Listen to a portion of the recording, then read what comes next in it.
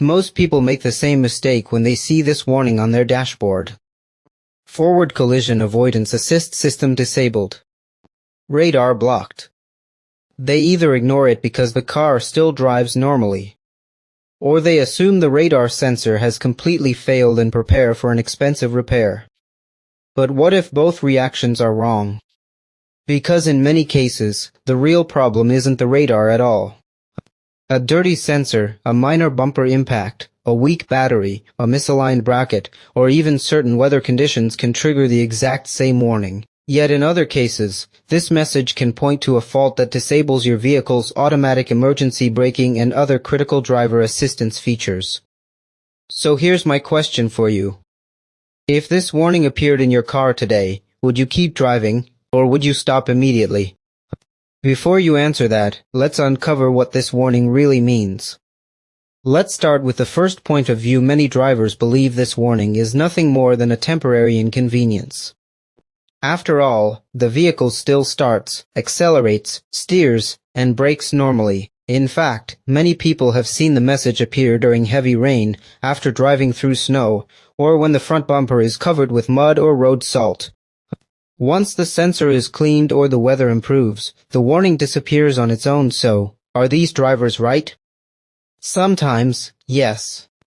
The front radar sits behind the front bumper or grille and constantly sends out millimeter-wave signals to detect vehicles ahead.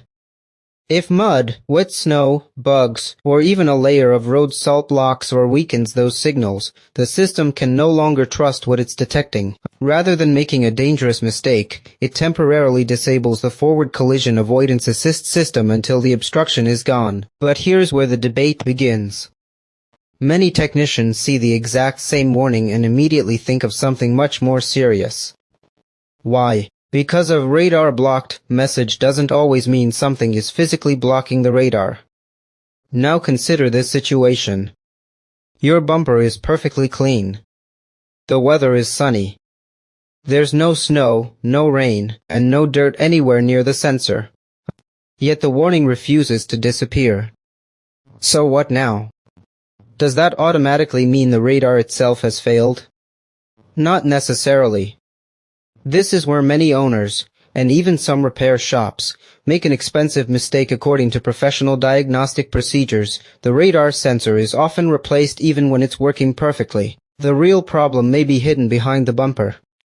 A cracked mounting bracket, a slight radar misalignment from a low-speed parking impact, damaged wiring, poor battery voltage, or even an improperly mounted license plate can trigger the exact same warning. Think about that for a moment.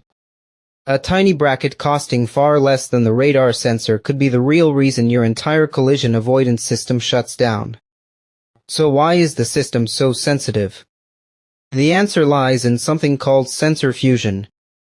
Your vehicle doesn't rely only on radar. It also relies on a forward-facing camera mounted near the windshield.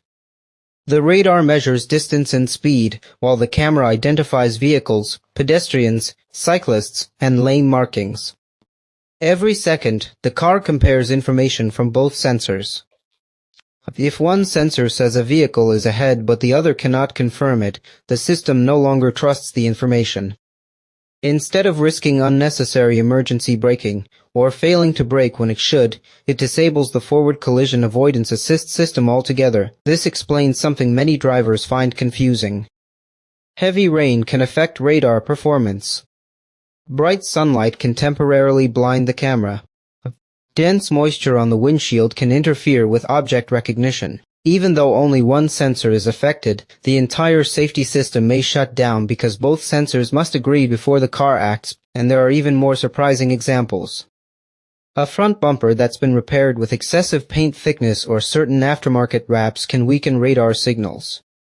A bumper that's slightly warped after a minor collision may bend the radar's aim just enough to trigger a fault. Even low battery voltage can interrupt communication between the radar and the vehicle's control modules, causing the warning to appear. So what's the right approach if this message appears?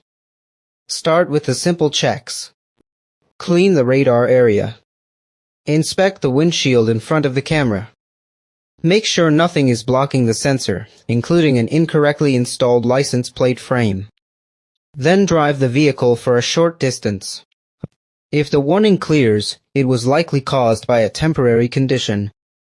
But if it stays on, guessing isn't the answer. A proper diagnostic scan can determine whether the issue is related to calibration, alignment, wiring, battery voltage, communication faults, or an actual radar failure.